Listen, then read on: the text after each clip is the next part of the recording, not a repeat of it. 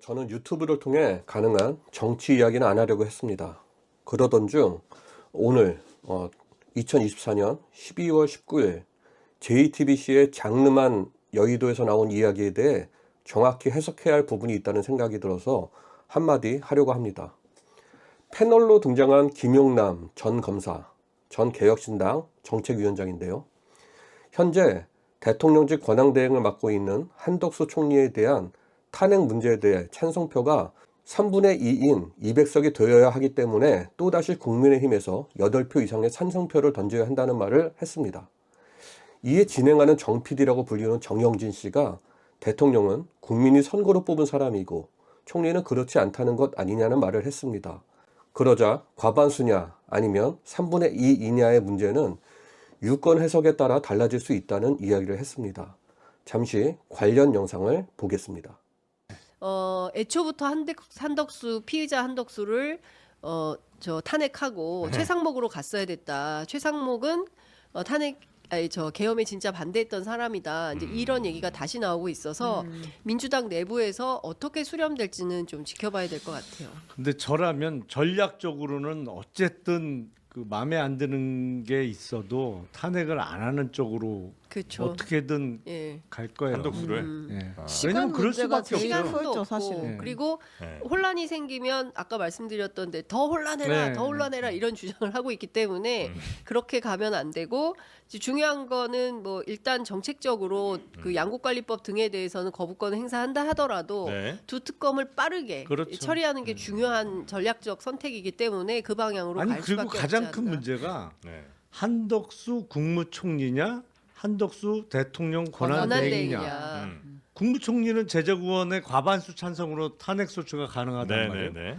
근데 권한대행이잖아요. 그 200석. 대통령에 준한다고 보면 또 3분의 2의 찬성이 필요한 거예요. 일단 그게 우리 헌법과 법률에 의해서는 해결이 안 돼요. 해석론의 문제야. 그렇죠. 이건 철저하게 어떻게 보느냐. 이게 국무총리냐 아니면 대통령 권한대행이냐. 이거 해결 잘 안 돼요. 제가 보기에. 아니, 그러니까 권한대행이긴 하지만 음. 그 사람의 권한, 즉 그 사람이 해야 될 일을 대신하는 거지 그 사람인 건 아니잖아요. 그런데 우리가 왜 다른 국무위원에 비해서 대통령의 탄핵 소추에 대해서는 제적 의원 3분의 2 이상의 찬성으로 요건을 강화시켜 놨겠어요. 왜냐하면 국정의 최고 책임자로서 네. 직무 정지되는 상황을 웬만해 갖고는 일어나지 않도록 그런 취지에서 강화된 요건을 정해놨단 말이에요. 그거보다도 네. 적어도 대통령은 국가적인 대형 큰 선거를 통해서 국민들이 직접 권한을 위임해드린 거잖아요. 그러니까 적어도 국민의 권한을 위임받은 국회의원들이 아무리 많더라도 한 적어도 3분의 2 이상은 돼야 이걸 탄핵할 수 있다는 거고. 왜냐하면 대통령도 직접 뽑힌 사람이니까. 근데 권한대행은- 국무총리나 권한대행은 그건 아니잖아요. 임명직 근데 아니냐? 그 사람 대신 지금 하고 있으니까. 그러니까 이게 해석의 해석의 문제인데 해석에 네네네. 따라서 이거 진짜 예. 해결 근데 잘 지금 안 돼요. 제가 보기에는 그 네. 해석을 하고 있기에는 너무나 긴박하다. 네. 예. 그리고 오늘 뭐 선관위 저는 진짜 그 선량한 선관위 네. 과장급 또는 그 사무관급에 해당하는 공직자들이 케이블 타이에 손발이 묶여가지고 두건 씌워서 허위원 벙커원으로 끌려가서 계획 혹여라도 고문 당하다가 뭐 허위 자백 받아서 이건 부정선거이므로 총선 다시 해야 된다라는 방식으로 갔었던 너무 암담한 거예요. 근데 이런 상황이 지금도 사실은 부인하고 있기 때문에 이게 뭐 나는 그런 적이 없고 그냥 질서 좀 잡으려고 한 거고 경고성 차원에서 국회 한번 들어가 본데 그걸 가지고 내란이라니 이건 말도 안 되라고 네. 황당한 주장을 하고 있기 때문에 이 상황을 빠르게 종결하는 게 중요하다. 예, 그렇지 않으면 또 다른 어떤 위험에 처할 수 있을지 모르기 빠르게 때문에 종결하려면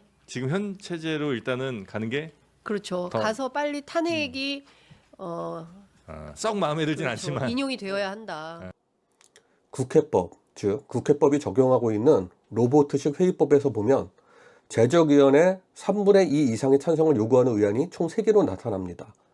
첫 번째, 헌법 개정안, 헌법 제130조 정관 개정안이 있고요. 두 번째, 의원의 제명, 헌법 제64조 회원의 제명에 대해서 있습니다. 세 번째, 대통령에 대한 탄핵소추 헌법 제65조 회장 불신임 결의안에 있습니다. 이 외에도 교회에서 봐도 담임 목사 자격 7위권이나 예를 들어 그냥 학교의 학생회장 같은 경우도 문제가 생겼을 경우 탄핵 시에 3분의 2 이상의 찬성으로 하게끔 되어 있을 것입니다. 김용남 전 검사 및 여러 법률인들은 제가 보기엔 위의 내용만 외우고 있지 번안동의에 대해서는 공부를 잘 안 하는 듯 합니다. 로버트식 회의법을 적용하고 있는 전 세계 90% 이상의 정치권과 우리나라에서도 번안동의에 의해 법률이 정해지는 것입니다. 번안동의라 함은 가결된 의안을 번복하여 무효로 하고 다시 같은 의안을 상정하여 심의하기 위한 목적으로 사용되는 동의입니다. 번안을 할 수 있게 한 취지는 의안을 가결시킬 때 찬성표를 던진 다수 측에서 볼 때 의안이 가결시킬 당시와 현재의 사정이 현저히 달라졌거나 전에 결정한 것이 명백한 착오에 기인한 것이 밝혀졌을 경우 등과 같이 잘못 가결된 의안을 다시 심의함으로써 잘못 가결된 것을 시정할 목적으로 번안동의가 사용됩니다. 규칙으로는 1번 번안동의를 제안할 수 있는 의원은 번안을 요구하는 의안이 가결될 때 찬성 측에 있었던 의원에 한한다. 그러나 제청은 누구라도 할 수 있다. 단 무기명 투표에 의하여 가결된 것이라면 누가 어느 쪽에 투표하였는지 알 수 없으므로 이 경우에는 아무나 번안동의를 제안할 수 있다. 두 번째, 번안동의의 우선순위는 특청이나 휴게 동의보다는 우선순위가 낮고 기타 동의들보다는 우선순위가 높습니다. 세 번째, 번안동의는 수정할 수가 없다. 네 번째, 번안동의는 의결 정족수의 3분의 2 이상의 찬성으로 가결된다. 이 부분이 중요한 거죠. 다섯 번째, 번안동의는 한 표결에 대한 번안은 한 번밖에 할 수 없다. 여섯 번째, 연일 회의를 계속할 경우에는 번안동의를 제안하려면 당일이나 늦어도 그 다음 날까지나 하여야 한다. 일곱 번째, 다음과 같은 경우에는 번안의 요구를 할 수 없다. 첫째, 한 번 번안에 붙여졌던 동의는 번안할 수 없다. 둘째, 임원 선거의 표결에 대한 번안은 할 수 없다. 셋째, 의결한 의안이 도저히 변경할 수 없는 성질일 경우에는 번안할 수 없다. 이상의 번안 동의에 대한 내용입니다. 민주주의는 과반수의 법칙 또는 종다수의 법칙을 사용합니다. 모든 회의는 찬반이 나누어지기에 50% 기준인 과반수로 하게 되어 있고 대통령 선거의 경우 후보자가 2명이면 모르겠지만 여러 명이 참여하므로 다수의 결정을 따르게 됩니다. 특히 프랑스의 경우 1차에서 과반수가 나오지 않으면 상위 2명을 다시 경선에 올려 과반으로 대통령을 뽑게 됩니다. 저는 이 방법도 굉장히 옳은 방법 중에 하나라고 봅니다.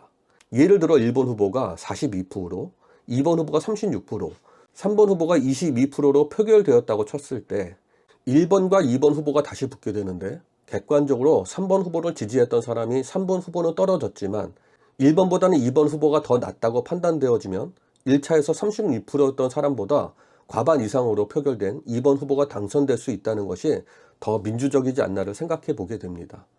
다시 본론으로 들어와서 3분의 2 이상의 찬성으로 가결되는 것에 대해 앞서 언급한 헌법 개정안, 의원의 제명, 대통령에 대한 탄핵소추 세 가지가 국회법에 있다고 했는데 이는 번안동의에 의해 생긴 법안이므로 번안동의를 잘 이해할 필요가 있다고 생각됩니다. 헌법 개정안은 헌법을 제정할 때 과반수 이상의 찬성으로 제정되기에 번안이 필요할 때는 3분의 2 이상으로 하는 겁니다. 의원의 제명 또한 국회의원은 선거를 통해 종다수 법칙에 선출된 선출직이므로 3분의 2 이상의 찬성으로 제명시키는 것이고요. 대통령의 탄핵소추 역시 종다수 선출이기에 3분의 2 이상의 찬성으로 제명시키는 번안동의의 과정입니다. 김용남 전 검사님을 전 개인적으로 매우 좋아하지만 대통령 권한대행인 한덕수 총리에 대해 그로 인해 유권 해석이 필요하다는 것은 번안동의를 정확히 이해하지 못한 것이라고 전 이야기하고 싶습니다. 한덕수 총리는 인사청문회를 거치긴 했어도 대통령이 임명한 사람이고 대통령의 내란으로 인해 국회법에 의해 순서대로 입각하여 대통령 권한대행을 맡은 사람일 뿐이라 탄핵이 필요하다면 국회의원 과반수 이상으로 가결시킬 수 있는 것이 바로 국회법입니다. 지금도 윤석열은 직무가 정지되었음에도 직무가 정지되었을 뿐 대통령이라고 주장을 합니다. 이런 상황에서 총리 탄핵에 대해 3분의 2 이상을 주장하는 사람이 있다면 국회 회의법을 다시 한번 공부해보라고 권해드리고 싶습니다. 마지막으로 하나의 영상을 더 볼 텐데요. 지난 2021년 7월 7일 윤석열 당시 대선 후보가 부인 김건희 씨의 논문 표절 의혹에 대해 그 건에 대해서는 할 말이 없습니다. 라고 언급한 부분입니다. 이것이 과거에 제가 결혼 전에 제 아내의